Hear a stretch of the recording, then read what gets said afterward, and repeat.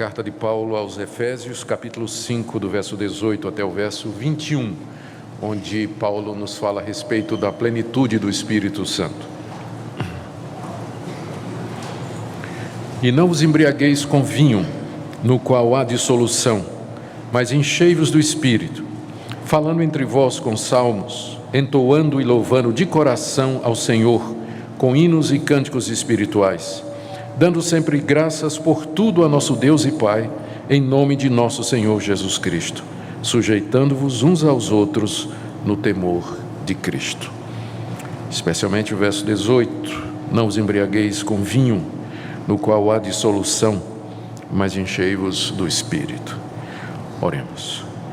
Senhor, nós pedimos iluminação do Teu bendito Espírito Santo na compreensão desta orientação, desse mandamento tão claro do apóstolo Paulo. Dê, Senhor, que não somente nós compreendamos o que nos é pedido, mas também o que nos é oferecido. Inclina o nosso coração a desejar essa plenitude, por amor do Teu nome. Amém. Eu acho que vai ser muito difícil encontrar um crente verdadeiro que não queira ser cheio do Espírito Santo. Eu creio que é o desejo de todos nós. Todos nós queremos experimentar a plenitude de Deus, nós queremos ter aqui nesse mundo tudo o que Deus pode nos dar em termos de comunhão com Ele e de experiências espirituais com Ele. Você vai encontrar esse desejo em todos os ramos do evangelicalismo.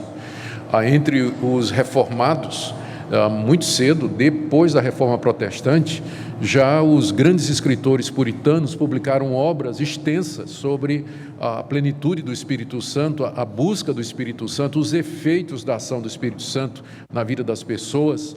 O movimento pentecostal, ele nasce em cima dessa busca da plenitude do Espírito Santo, e todos os demais movimentos, podíamos citar ainda o movimento pietista, que vem antes do movimento pentecostal. Todos esses movimentos através da história, antes da Reforma Protestante, grupos que queriam e buscavam essa plenitude. Já no século II você tinha os montanistas que queriam um retorno ao tempo dos apóstolos. A história está marcada por movimentos e grupos que querem e buscam a plenitude do Espírito Santo, para não falar nos grandes avivamentos históricos, aqueles momentos de grande intensidade espiritual que aconteceram nos Estados Unidos, no século XVIII, na Inglaterra, no país de Gales, aconteceram na China, na África do Sul, na Escócia, em tantos outros lugares. Nós temos notícia através da leitura dos livros de história, da história da igreja.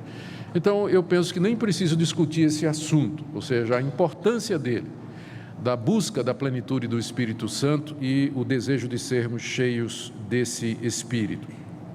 A grande dificuldade é sempre entender exatamente o que é que significa ser cheio do Espírito Santo e quais são os efeitos e os resultados disso em nossa vida. E mais ainda, de que maneira nós podemos obter essa plenitude e como é que nós vamos saber que nós estamos cheios do Espírito Santo. Então, há respostas diferentes para cada uma destas perguntas, e o que eu gostaria de ver com vocês é a resposta que nos é dada aqui pelo apóstolo Paulo sobre estas questões. Eu creio que não haverá muita controvérsia sobre isso, porque o que Paulo está dizendo aqui é claro, e nós não precisamos ir mais além do que esse texto para responder a estas questões que cercam o assunto.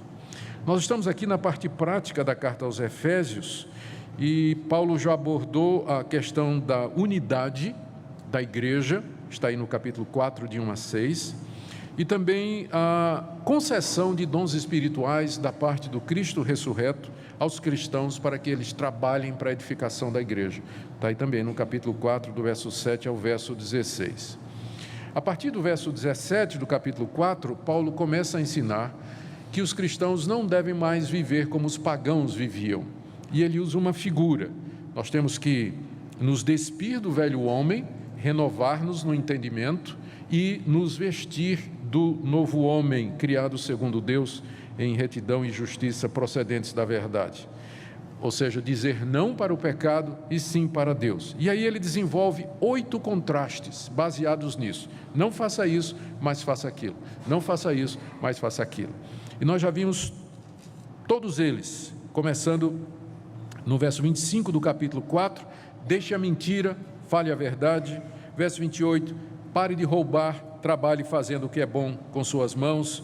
Verso 29, não saia da sua boca nenhuma palavra suja, mas somente palavras que edificam.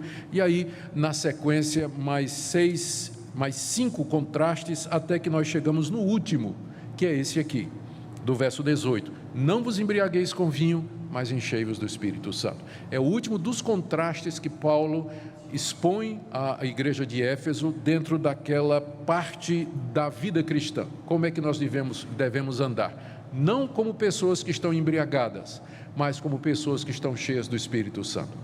Então é sobre isso que nós queremos falar nessa noite.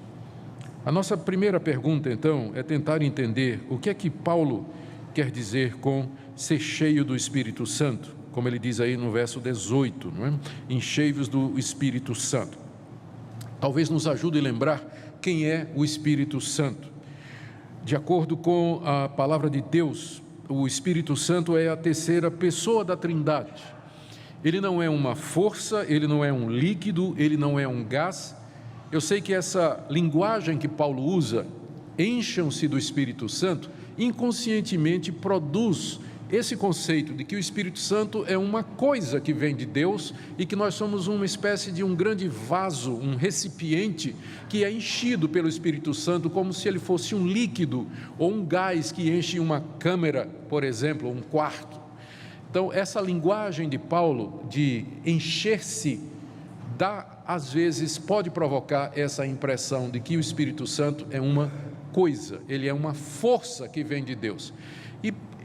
E algumas pessoas parecem acreditar nisso mesmo, a ponto de se referir ao Espírito Santo nesses termos, que é uma força que vem de Deus, ou que é um poder que vem de Deus, ou que é algo que Deus nos dá para nos fazer melhores e mais poderosos. Há muita referência ao Espírito Santo que trai essa ideia de que as pessoas pensam que ele é uma coisa, né? Eu quero poder, eu quero unção, eu quero a autoridade, não é? Falando do Espírito Santo como se ele fosse assim uma coisa que Deus nos dá para satisfazer as nossas necessidades.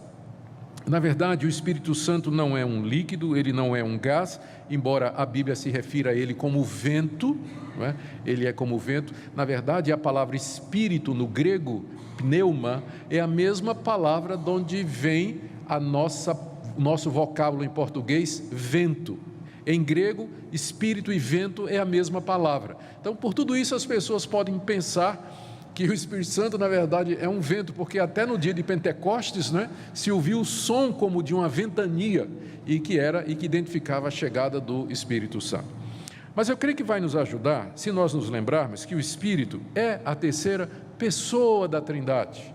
E quando nós dizemos pessoa, nós queremos dizer que o Espírito Santo pensa, sente, tem consciência, ele, à semelhança do Pai, ele decide, ele escolhe, ele age, ele é uma das 3 pessoas da Trindade bendita. Quando, portanto, Paulo diz, encham-se do Espírito, ele está dizendo, deixem-se controlar pelo Espírito Santo. Permitam que a terceira pessoa da Trindade, de tal maneira, controle vocês, que vocês vão parecer um vaso cheio de Deus, porque o controle dele na vida de vocês é absoluto. Então, é isso que Paulo está dizendo. Enchei-vos do Espírito quer dizer, sejam completamente controlados pela terceira pessoa da Trindade, pelo Espírito que vem da parte de Deus. Essa ideia do controle, de sermos controlados pela terceira pessoa da Trindade, é confirmada pelo contraste. Veja que no verso 18, Paulo contrasta a plenitude do Espírito Santo com a plenitude do vinho. Ele diz, não se embriaguem com vinho, mas se encham do Espírito Santo. Para que esse contraste funcione, é preciso que nós identifiquemos o que é que ele tem em comum, as duas peças do contraste. Senão, não vai fazer sentido fazer o contraste, ninguém contrasta aquilo que não tem alguma semelhança ou que não está na mesma categoria. Então, o que é que ser cheio de vinho, embriagado de vinho e ser cheio do Espírito Santo tem em comum? Exatamente essa ideia de controle. Uma pessoa que está embriagada, ela bebeu tanto e a tal ponto que o álcool subiu até o seu cérebro e controla suas emoções, suas reações, suas decisões, a maneira da pessoa reagir, as suas escolhas, a tal ponto que depois que a ressaca passa, a pessoa nem lembra direito o que ele fez, porque estava debaixo da influência do álcool. Ele vira quase que uma outra pessoa. Ser cheio do Espírito Santo é assim. Significa você ficar embriagado com a ação do Espírito Santo e com a presença do Espírito Santo de tal maneira que suas ações, reações, decisões, escolhas, sentimentos, tudo isso vai estar controlado ou sob a influência do Espírito Santo. A diferença é que quanto mais cheio de vinho você tiver, mais dissolução, é isso que Paulo diz, não vos embriagueis com vinho no qual há dissolução. Dissolução é dissipação, inutilidade. Quanto mais cheio de vinho você tiver, mais inútil será a sua vida. Ela será uma vida dissoluta, uma vida desgovernada. E nós sabemos o quanto o álcool é responsável pela destruição de milhares de lares brasileiros, de vidas, de casamentos e de relacionamentos, de jovens que desde cedo se deixam levar pela embriaguez. O vinho leva a isso. Mas, agora pensando no outro lado, quanto mais cheio do Espírito Santo você for, mais controle você vai ter sobre a sua vida, mais domínio você vai ter sobre si mesmo. Essa é a grande diferença. Mas o ponto de comparação é exatamente esse, que uma pessoa cheia do Espírito Santo é dominada pelo Espírito da mesma maneira que um bêbado está cheio de álcool, está debaixo da influência do álcool. Agora, eu sei que essa comparação ela pode dar a impressão de que uma pessoa cheia do Espírito Santo, ela pode fazer coisas de um ébrio espiritual, né? Ele está tão embriagado pelo Espírito Santo, que ele vai fazer coisas assim como um bêbado faz. E tem gente que pensa isso mesmo. Vocês devem saber disso. Quem anda pelas mídias sociais ou escuta determinados programas de televisão, vão se deparar com pregadores que dizem que quanto mais cheio do Espírito Santo você tiver, mais coisas loucas você vai fazer, porque onde tem o Espírito de Deus, aí tem liberdade. E aí eles vão dizer que uma pessoa que é cheia do Espírito Santo, ela vai plantar bananeira, vai dar salto mortal para trás, vai rodar feito um peão. Tem o pastor peão, vocês já viram no YouTube, né? O pastor metralhadora, cheio do Espírito Santo, fica dando tiro espiritual de unção nos crentes, não é? A pessoa cai no chão, fica rebolando, trenzinho de Jesus, dominó espiritual, derruba o primeiro e sai derrubando os outros, tudo isso em nome do Espírito Santo. Mas eu não penso que é isso que a palavra de Deus quer dizer com plenitude do Espírito. Quanto mais cheio do Espírito Santo você é, mais normal você vai ser, mais humano e mais gente você vai ser. O fruto do Espírito é domínio próprio. Domínio próprio. É isso que significa, então, ser cheio do Espírito Santo de Deus. É estar debaixo do seu controle. É agir debaixo da orientação do Espírito Santo de Deus. E o que é que isso representa em termos práticos? Lembrem que Paulo, aqui na carta, já havia citado várias coisas relacionadas com a obra do Espírito Santo. Se vocês me acompanharem, vocês verão. No capítulo 1, no verso 13, Paulo fala do Espírito Santo como sendo o selo da promessa que Deus envia ao nosso coração. No verso 14, Paulo se refere a ele, 14 do capítulo 1, como sendo o penhor da nossa herança, a garantia que Deus nos dá de que nós haveremos de herdar a vida eterna. Então o Espírito funciona da parte de Deus como garantidor das promessas, aquele que nos sela, aquele que nos dá o penhor de Deus de que nós haveremos de herdar todas as promessas. Tem a ver com certeza, tem a ver com segurança nas promessas de Deus. Aqui no verso 17 do capítulo 1, Paulo ora para que Deus nos conceda espírito de sabedoria e de revelação no pleno conhecimento dele, se referindo ao fato de que é o Espírito de Deus quem nos ilumina, quem nos leva ao verdadeiro conhecimento de Deus, quem nos ajuda através das trevas e da nossa ignorância até alcançarmos a verdade. No capítulo 2, verso 18, Paulo fala que o Espírito Santo é o elo de união entre judeus e gentios, formando o corpo que é a igreja. Judeus e gentios que são povos distintos, mas na igreja eles estão unidos pelo mesmo Espírito. No capítulo 3, verso 16, Paulo ora para que os cristãos sejam fortalecidos com poder mediante a presença do Espírito Santo no homem interior. No capítulo 4, verso 3, Paulo fala da unidade do Espírito. E no capítulo 4, verso 30, que nós já vimos, ele diz: não entristeçam o Espírito de Deus, no qual vocês foram selados para o dia da redenção. Em outras palavras, é o Espírito que ilumina, que fortalece, que promove a união, que nos esclarece, que nos guia, que nos dá certeza, que nos dá segurança. Então é óbvia a razão pela qual o Espírito Santo, Paulo nos diz, encham-se desse Espírito, porque é mediante o Espírito Santo que vocês vão experimentar estas coisas: alegria, certeza, confiança, clareza, compreensão, força para viver a vida cristã, força para amar e perdoar, condições para a igreja viver unida. Tudo isso é o Espírito Santo que faz. Daí então a necessidade de que nós estejamos debaixo da orientação do Espírito e sob o seu comando.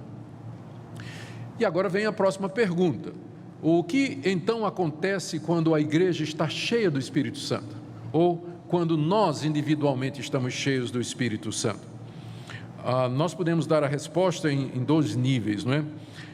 Através da história da igreja, como eu já mencionei, houve momentos em que a plenitude do Espírito Santo parece ter sido dada com tal intensidade a um número tão grande de pessoas ao mesmo tempo, que virou um movimento espiritual que nós chamamos dos avivamentos espirituais.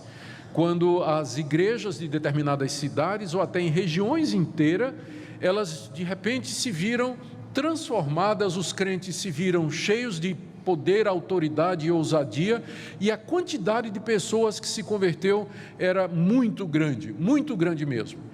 Eu tive a oportunidade de visitar, juntamente com a minha esposa, um lugar onde isso aconteceu na década de 60, que foi na África do Sul, numa tribo de africanos, os Zulus. Durante 20 anos, um pastor de origem alemã, chamado Erlich Stegen, ele era luterano, pregou o evangelho entre aquele povo, sem resultados. Finalmente ele já estava desanimado e querendo desistir do trabalho missionário entre os Zulus, quando no Natal de 1966, Deus começou a trabalhar no coração dele e mostrar para ele a necessidade que ele tinha de ser cheio do Espírito Santo e de abandonar os ídolos que havia no seu coração e, entre outras coisas, o próprio racismo que havia no coração dele, mesmo que ele durante 20 anos já vinha trabalhando entre os africanos. E no Natal de 66, então, um dia ele abre a porta da sua casa e tem um grupo de Zulus do lado de fora dizendo: nós queremos Jesus. E ele tem um susto, né? Ele disse: eu passei 20 anos correndo atrás de vocês e agora vocês estão vindo para mim, o que é que aconteceu? Não sabemos, mas alguma coisa veio nos nossos corações, lembramos das suas palavras e nós queremos Jesus Cristo. Então, só naquela semana, 1000 Zulus se converteram, e mais 1000 na semana seguinte. Quando a Minka e eu estivemos lá, eles estavam construindo um templo para 10.000 pessoas naquela comunidade, e com conversão de bruxos, de feiticeiras, houve uma mudança extraordinária na tribo, não é? Até o rei Zulu mandou suas 3 esposas para lá, para Quaci-Sabanto, para conhecerem o evangelho e serem transformadas pelo poder de Deus. E lá nós vimos unidade, enquanto que nessa época a África do Sul vivia o apartheid, não é? Que era o racismo institucionalizado. Mas lá naquela região chamada Quaci-Sabanto, que é o local onde moram os Zulus, nós percebemos nenhum traço de racismo. Brancos e negros vivendo juntos em união, se respeitando, um servindo ao outro de uma maneira como nós não vimos na África do Sul. Então esse é apenas um exemplo do que seria essa plenitude do Espírito Santo enviada por Deus sobre uma região, sobre um povo e durante um tempo. Esse avivamento, isso durou cerca de 8 anos, 8 anos, e o evangelho se espalhou muito naquela região da África, que é a região da província de Natal. Ou às vezes isso pode acontecer, eu estou falando da plenitude coletiva, né? Isso pode acontecer num momento só e que não se repete. Eu não gosto de contar muita experiência que acontece comigo, mas de vez em quando eu quebro a minha regra, como agora eu vou fazer, né? Eu fui convidado uma vez para pregar, muito tempo atrás, eu fui convidado para pregar no aniversário de uma igreja no Recife, uma igreja grande, presbiteriana, e eu tinha que pregar no sábado à noite, sexta à noite, sábado à noite, domingo de manhã e domingo à noite. E comecei a pregar, a igreja cheia, Deus abençoou a palavra, a pregação estava indo bem, o pessoal estava animado, preguei domingo de manhã, domingo à tarde fiquei doente. Uma gripe que me bateu, eu mal conseguia levantar da cama. Pensei em pegar o telefone, ligar para o pastor e dizer: pastor, eu não tenho condições de ir hoje à noite, estou aqui de cama. Mas eu disse: eu vou, né? Aí não tive nem tempo de preparar, eu não sabia direito o que é que eu ia pregar, né? Porque estava tão confuso, cansado. A gente sabe como é ficar gripado, né? A cabeça nem funciona direito. E aí eu fui, me arrastando, e fiquei lá no púlpito pensando o que é que eu ia falar, não tinha me preparado direito, e a hora chegando, né, para eu falar.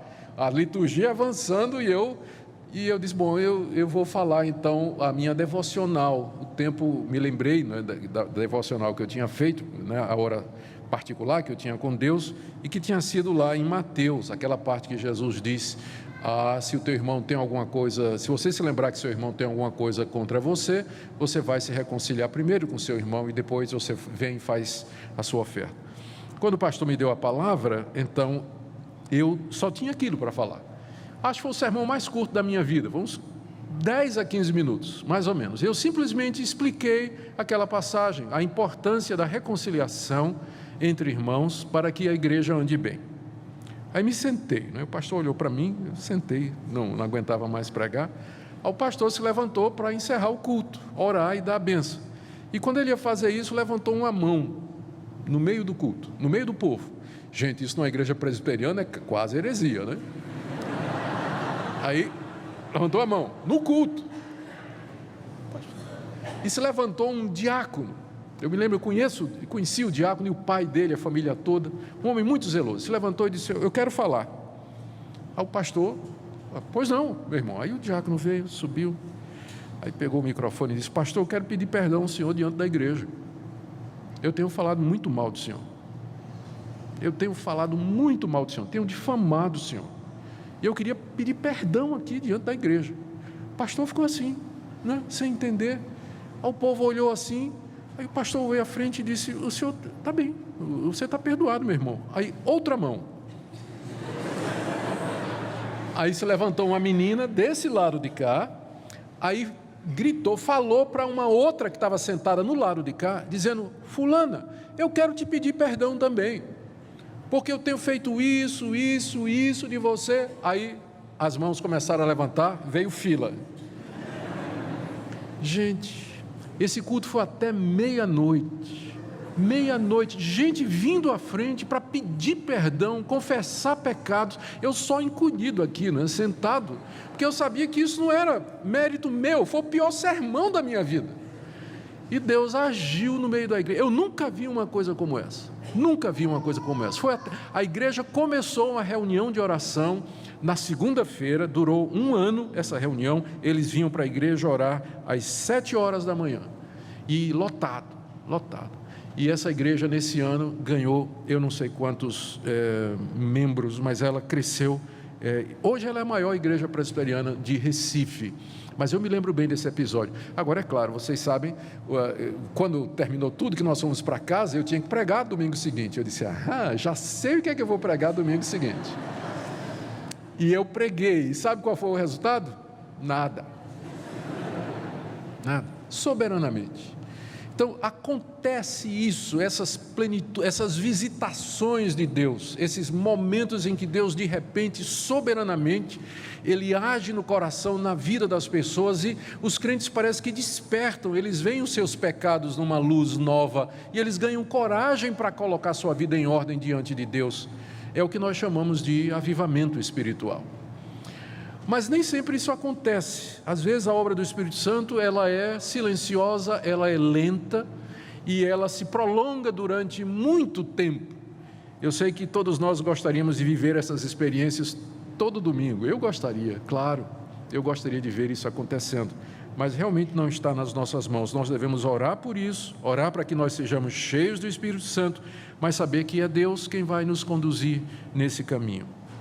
Mas eu quero falar aqui, quando eu pergunto quais são os efeitos, eu quero falar nos efeitos que a palavra de Deus nos diz com respeito a nós como indivíduos. Eu sei que isso vai afetar também o nosso relacionamento com a igreja. De acordo com alguns irmãos queridos, a plenitude do Espírito Santo ela é sempre acompanhada de línguas, de profecias e alguns sinais e prodígios extraordinários. E geralmente o argumento que se usa para provar isso são aqueles relatos que nós temos no livro de Atos, em que quando o Espírito Santo veio e encheu a igreja, houve línguas e houve profecia. Atos capítulo 2, dia de Pentecostes, Atos capítulo 8, a conversão dos samaritanos, Atos capítulo 10, a conversão de Cornélio, a entrada dos gentios na igreja, e Atos 19, que é a presença de Paulo na cidade de Éfeso, quando ele encontra os discípulos de João Batista. Paulo ora por eles, o Espírito vem sobre eles, e eles tanto falavam em línguas como profetizavam. E aí, dentro dos meios em que se acredita que a plenitude do Espírito é sempre seguida pelo falar de línguas e outras manifestações, a busca dessa plenitude do Espírito Santo acaba virando a busca da experiência de línguas. Acaba virando isso. As pessoas buscam a experiência de línguas. E nessa busca e na tentativa de encontrar essa plenitude evidenciada pelas línguas, nós vamos encontrar algumas distorções, como por exemplo, pastores que vão ensinar os membros da igreja como é que eles falam em língua. Então, eu tive uma experiência uma vez com um rapaz, novo convertido, estava tão entusiasmado com as coisas de Deus, ele não era nada, conheceu a Cristo, ficou tão alegre, feliz, e ele queria servir a Jesus de todo o coração, e acabou indo para uma dessas reuniões de uma igreja dessas, onde plenitude do Espírito Santo é confundida com falar em línguas, e ele veio falar comigo depois e disse: pastor, eu agora estou cheio do Espírito Santo, porque eu estou aprendendo, eu falo em línguas. Eu disse: você fala em línguas? E falo. Disse: como é que foi que isso aconteceu? Eu disse: não, eu estava nessa reunião, aí o pastor chegou para mim e perguntou se eu já tinha sido batizado com o Espírito Santo. Eu não sabia direito o que era aquilo. Eu disse que achava que não, porque ele disse que isso ia trazer, se eu fosse batizado com o Espírito Santo, eu ia falar em língua estranha. E eu disse que eu não sabia o que era isso. O pastor então me disse: não, eu vou te ensinar como é. Primeiro, você imagina na sua cabeça aí uma palavra que não existe.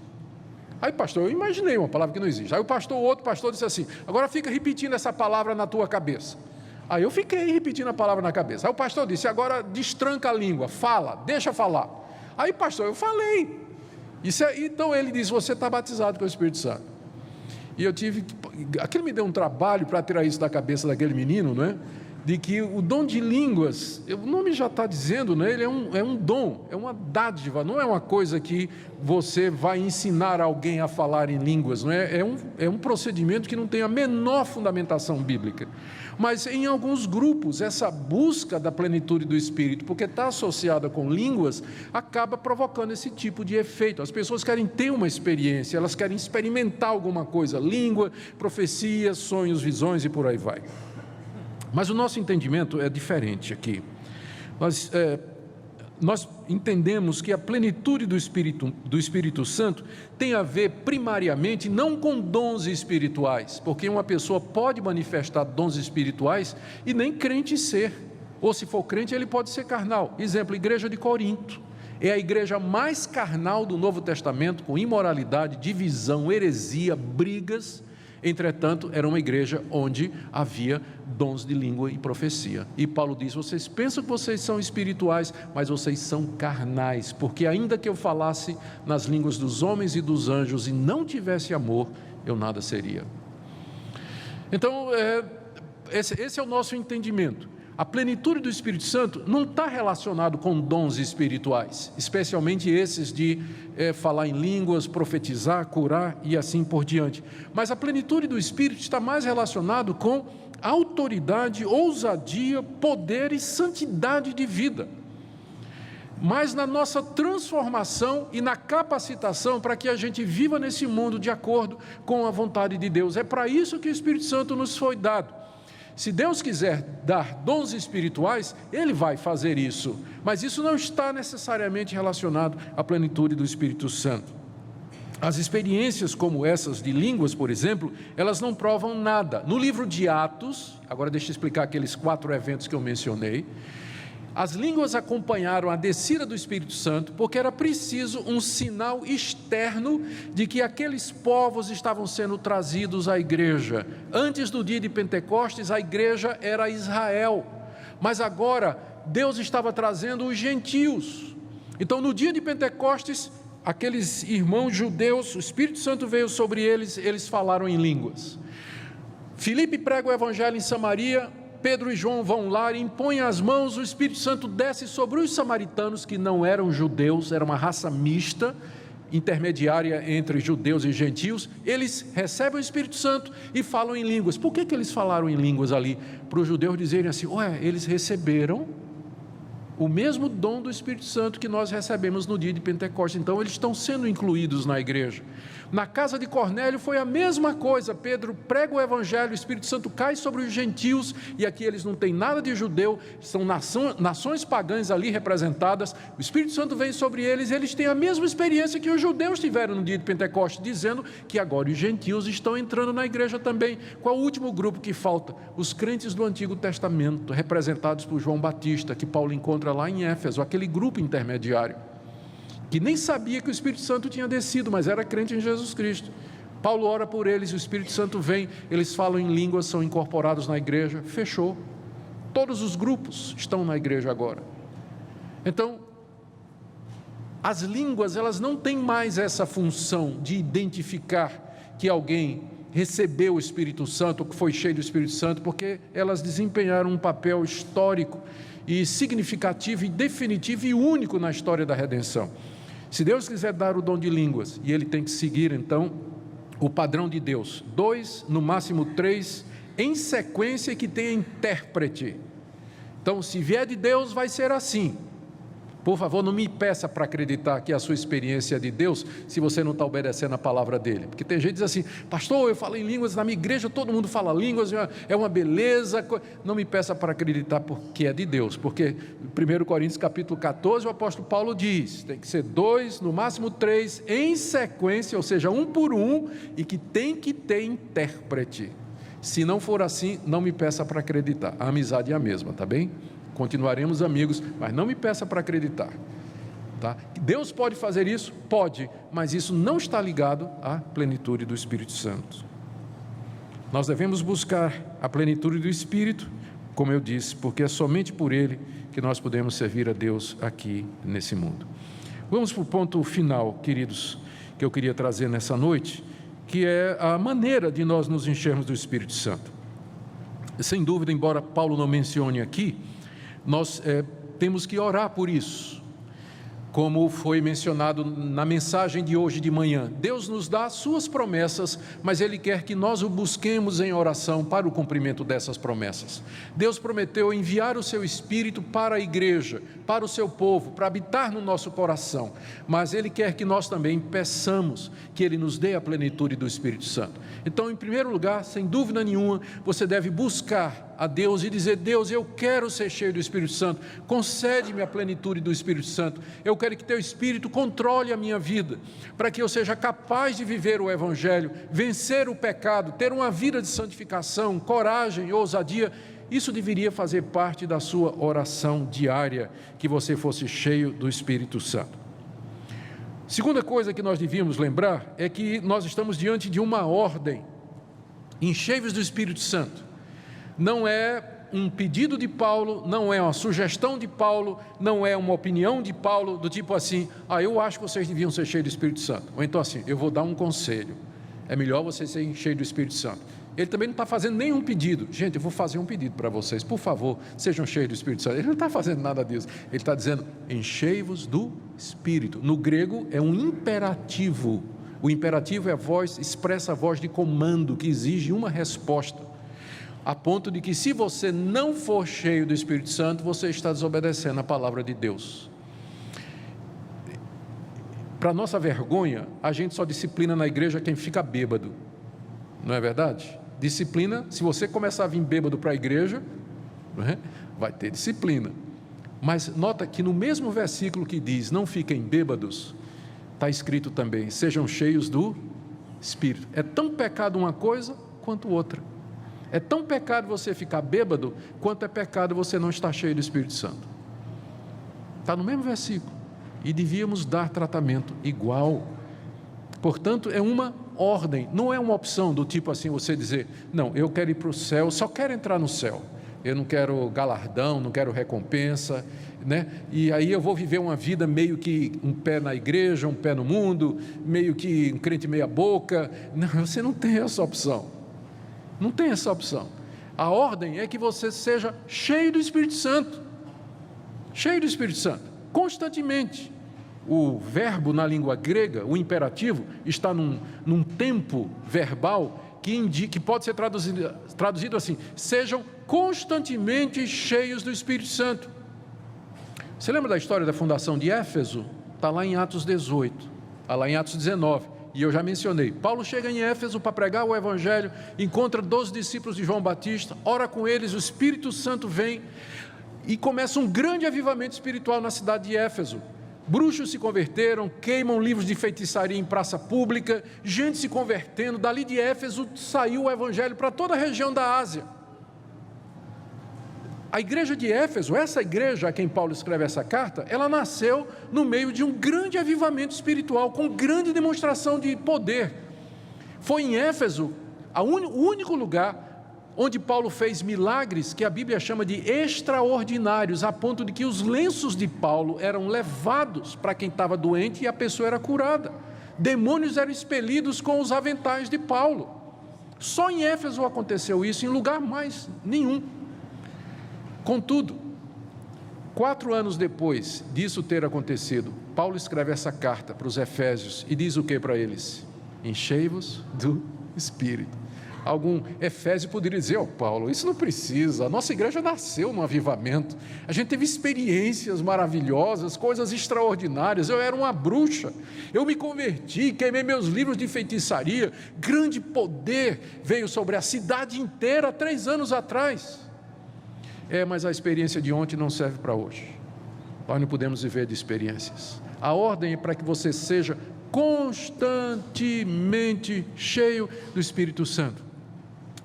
Eu sei que as experiências são importantes, eu louvo a Deus pelas experiências que você teve, pela sua conversão, mas reconheça que com frequência a gente costuma viver do passado, e isso não está correto. Deus quer que você esteja do Espírito Santo, cheio do Espírito Santo, hoje, e isso é uma ordem, que você esteja constantemente cheio do Espírito de Deus. Lembremos que é uma ordem. Terceiro lugar, vamos lembrar que existe algo a ser feito aqui, algo a ser feito. Porque aqui na nossa tradução, do jeito que foi traduzido, enchei-vos do Espírito, está traduzindo corretamente o reflexivo na língua grega. A voz média, ela pode ser traduzida de 2 maneiras, mas eu creio que aqui foi traduzido da forma correta. Enchei-vos. Então, quem é que vai fazer a ação do enchimento?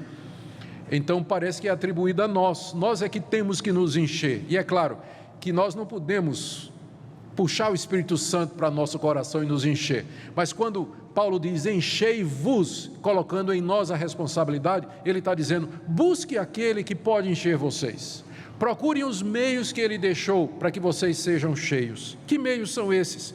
Está logo em seguida, veja, no verso 18, enchei-vos do Espírito. Aí nós perguntamos, como, Paulo? Como nós vamos nos encher do Espírito Santo? Resposta de Paulo, verso 19, falando entre vós com salmos, primeiro. Segundo, entoando e louvando de coração o Senhor com hinos e cânticos espirituais. Terceiro, dando sempre graças por tudo a nosso Deus e Pai, em nome de nosso Senhor Jesus Cristo. E quarto, sujeitando-vos uns aos outros no temor de Cristo. Nesses 3 versículos, Paulo explica a ordem que ele dá no verso 18. Enchei-vos do Espírito. Como? 4 coisas. Primeira, no verso 19, falando entre vós com salmos. A conversação cristã com base na palavra de Deus. Salmos aqui é usado por Paulo como uma referência a todo o Antigo Testamento. Vocês querem ser cheios do Espírito Santo? Começa a conversar as coisas de Deus. Agora, se a gente se reúne só para bater papo, para falar mal de Dilma, para falar dos atentados em Paris, da economia brasileira, do calor de Goiânia e do Vila Nova e do Goiás, então a gente vai ser cheio do Espírito Santo como? Como? A primeira condição é que nós tenhamos situações, que nós criemos momentos em que nós vamos falar das coisas de Deus. Vamos nos edificar sobre isso, falando entre vós com salmos. Quem sabe abrir mesmo o livro de Salmos e vamos ler juntos, vamos conversar sobre essas coisas, em família, você e Deus, você e um amigo, grupos de estudo, grupos de comunhão, reuniões de oração. É assim que nós somos cheios do Espírito Santo, falando entre nós. Vocês percebem que o modo que Paulo coloca aqui tem a ver com a coletividade. Quando a gente fala em plenitude do Espírito Santo, buscar a plenitude do Espírito Santo, a primeira imagem que vem na cabeça de muita gente é o crente fechado no quarto, de joelhos na cama, jejuando há 40 dias e clamando a Deus: eu só saio daqui quando o Senhor me encher do Espírito Santo. Eu não estou dizendo que você não faça isso, mas não é bem essa a visão da Bíblia. Parece que a plenitude do Espírito Santo é dada no contexto da igreja, falando entre vós.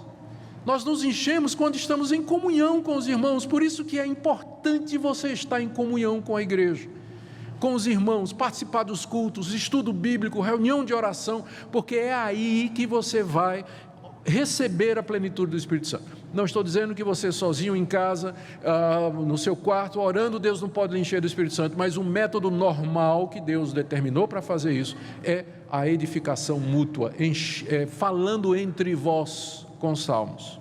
Segundo método ou meio que Paulo coloca aí no verso 19: entoando e louvando de coração ao Senhor com hinos e cânticos espirituais. Cantar a Deus, louvar a Deus.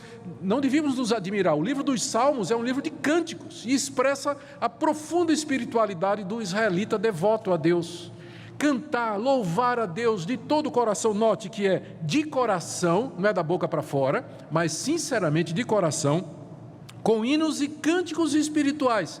Em que sentido um hino e um cântico é espiritual? Não é que ele foi dado por inspiração do Espírito Santo, mas que ele se conforma, ou ele está de acordo com a verdade que o Espírito Santo revelou. É nesse sentido que é espiritual. Um cântico espiritual é um cântico cujo conteúdo é bíblico, expressa a verdade do Espírito Santo, está de acordo com o que o Espírito Santo diz. E por esse critério nós vamos deixar de fora muito cântico popular aí entre os irmãos, porque de bíblico não tem nada.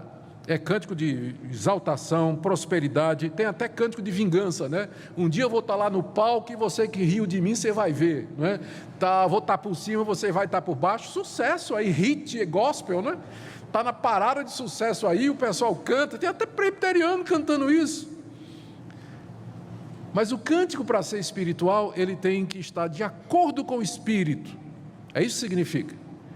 A letra tem que ser de acordo com a palavra de Deus. Então, irmãos, cantar, né? Primeiro falando entre nós a palavra de Deus, cantando aquilo que é verdade, de coração, louvando e entoando ao Senhor, hinos e cânticos espirituais. Verso 20: dando sempre graças por tudo a nosso Deus e Pai, em nome do nosso Senhor Jesus Cristo. A terceira atitude que vai preceder a plenitude do Espírito é exatamente esse espírito de gratidão, porque Deus não vai encher um coração rancoroso. Uma pessoa que está cheia de mágoa, de ódio, cheia de ressentimento, como é que ela vai ser cheia do Espírito Santo? Ou ela está cheia de ressentimento, de inveja, de dor, de imoralidade, ou ela vai ser cheia do Espírito Santo? Então, essa atitude de gratidão, em tudo dar graças a Deus, na dor, no sofrimento, na catástrofe, na adversidade, um espírito grato, isso é agradável a Deus, e Ele vai nos encher do Espírito Santo. E a última coisa que Paulo menciona, e que é a mais difícil: sujeitando-vos uns aos outros no temor de Cristo. Sujeição mútua, nos sujeitarmos uns aos outros, reconhecer que Deus nos colocou em funções distintas aqui nesse mundo, que nós devíamos respeitar isso, reconhecer o irmão e, respeitando, seguir aquela liderança que talvez ele tenha que exigir. que exercer. Veja que em seguida o apóstolo Paulo dá 3 exemplos disso. Ele vai falar das mulheres serem submissas ao marido e do marido amar a mulher, é essa sujeição mútua no casamento. Ele vai falar no capítulo 6 de filhos obedecer aos pais e os pais criarem os filhos no temor do Senhor. E ainda no capítulo 6, os servos obedecerem aos seus patrões e os patrões cuidarem bem dos empregados. É a sujeição mútua que nós vamos falar, se Deus quiser, no domingo que vem. Mas eu vou ficar por aqui nessa parte. A condição para que Paulo coloca aqui, não é que a condição, mas o método pelo qual nós nos enchemos do Espírito Santo é vivendo nessa sujeição mútua. No lar, amando a esposa e a esposa sendo submissa, criando os filhos e os filhos obedecendo aos pais, e no nosso trabalho servindo a Deus como empregados e como patrões também. É assim que nós nos enchemos do Espírito Santo. Agora vocês já percebem a importância disso. É o Espírito Santo quem dinamiza a vida da igreja, e a nossa espiritualidade vai afetar todas as áreas da vida: família, criação de filhos, vida em sociedade, a igreja, o mundo vão ser impactados. Quando eu viajo para o exterior para pregar, geralmente a pergunta que italianos, franceses, americanos me fazem é a seguinte: a gente ouve dizer que o Brasil, quase 1/4 da população brasileira é feita de evangélicos. Eu não entendo porque é que tem tanta corrupção lá. Eles me perguntam isso. Como é isso? Não é? Com tanto evangélico, por que tem tanta corrupção que a gente ouve na mídia e tudo mais? E eu, corado de vergonha, eu tenho que explicar que tem evangélico e evangélico, não é? E que tem a igreja dentro da igreja, e que os números que são computados, eles incluem tudo que se chama de evangélico. Evangélico é tudo que não for católico no Brasil, não é? Então, eu tenho que dar um monte de explicação, mas a explicação mais simples é essa daqui. Eu não estou dizendo que não haja um grande número de evangélicos verdadeiramente convertidos no Brasil, mas se nós estivéssemos cheios do Espírito Santo, se tivesse de fato um avivamento acontecendo no Brasil, isso impactaria família, criação de filhos, impactaria a sociedade e faria a diferença na nossa cultura, com certeza. Então algo está errado. O conceito de avivamento que as pessoas têm hoje é o avivamento neopentecostal. Multidões no estádio querendo prosperidade, querendo cura, querendo trabalho, querendo trazer o marido de volta, querendo arrumar casamento, buscando a Deus pelas bênçãos. Ou então gospel, festa gospel, espetáculo gospel que enche estádios em torno de cantores e celebridades famosas. É isso que o pessoal pensa que é avivamento, mas será que é? Ser cheio do Espírito Santo, de acordo com a Bíblia, é outra coisa. É sermos controlados por aquele que é santo, que vai nos dar condição de viver nesse mundo, criando nossa família, sustentando nosso casamento e servindo a Deus na sociedade. E a grande pergunta, terminando então, é: como é que você está nessa noite? Como é que está a sua vida? Eu queria que você examinasse a sua vida. Você se diz cristão, você diz que é cristão, você diz que é crente no Senhor Jesus Cristo, mas o quanto você anseia de fato ser cheio do Espírito Santo? O quanto você está disposto a renunciar para ser cheio, ter a plenitude do Espírito Santo? O quanto você está disposto a fazer para que Deus lhe encha do Espírito Santo? Ou você está acomodado, vivendo sua vida como crente, simplesmente vindo para a igreja domingo à noite, como se isso e somente isso fosse o que Deus requer de nós ou o que Ele oferece para nós? Nós precisamos de crentes cheios do Espírito Santo, que façam a diferença.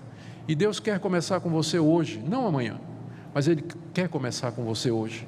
E eu quero convidar você nessa noite a tomar essa decisão e dizer: Senhor, eu vou buscar essa plenitude, eu vou renunciar a tudo aquilo que está no caminho, que entristece o Espírito Santo, mas eu quero ser um crente cheio do Espírito Santo, no meu trabalho, no meu relacionamento, no meu casamento, na universidade, na escola, onde eu estiver. Eu quero de fato ser cheio do Espírito, para que a glória do Senhor brilhe através de mim. Que essa seja a sua oração nessa noite. Amém.